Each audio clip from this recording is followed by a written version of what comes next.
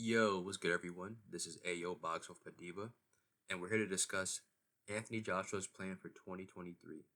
So, Eddie Hearn recently just broke the news about the plans he has for AJ in 2023. To paraphrase it, AJ wants to return with a top 15 guy in April, then fight Dillian White in July, and then a mega fight with Wilder in December. This is a logical plan for AJ. However, many people are disapproving of this plan, saying that AJ's cherry picking his opponents and ducking credible names. So let's take a deeper look into AJ's plan. So the first step of this plan is to fight a top 15 guy in the springtime.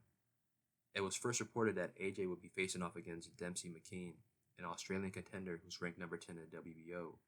However, it's now being reported that AJ is going to fight Jermaine Franklin, an American heavyweight who just recently lost to Dillian White in a close, controversial decision.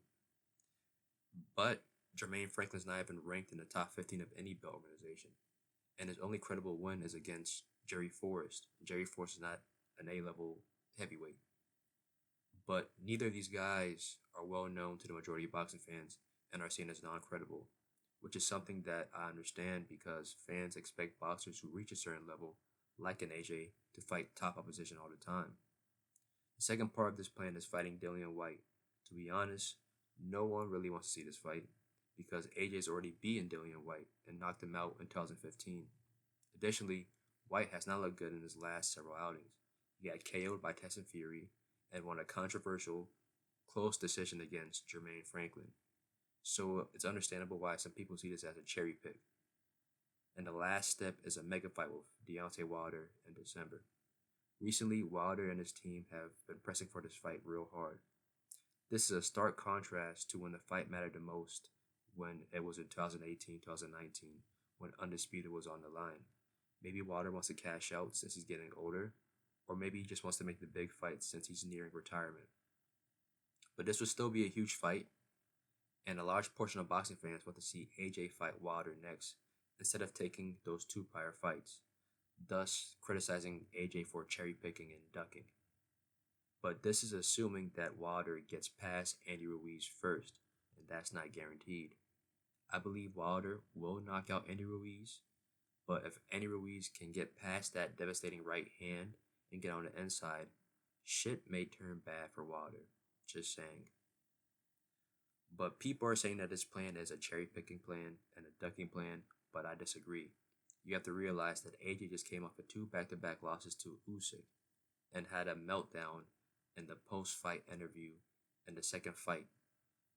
And out of his last 5 fights, AJ has only won 2 fights. Additionally, AJ has changed trainers at least twice in the span of 2 years, and is suspected to be training with Derrick James now, but that's not 100% confirmed. Personally, I don't see an issue with AJ getting some soft touches to regain his confidence and to build a streak, and get acclimated to a new trainer before fighting top opposition again. Furthermore, Fury and Wilder got soft touches this past year as well. Wilder fought Robert Elenius after suffering 2 crushing losses to Tyson Fury, while Fury fought Dillian White and then Derek Chisora in a trilogy that no one asked for after going to war with Wilder in their third fight. But we criticize AJ? That's double standards if you ask me.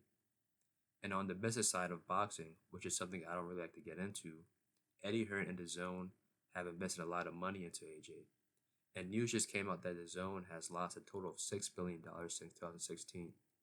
If AJ suffers another loss, especially a devastating loss, his stock will drop immensely, and the money that AJ will generate will also drop immensely.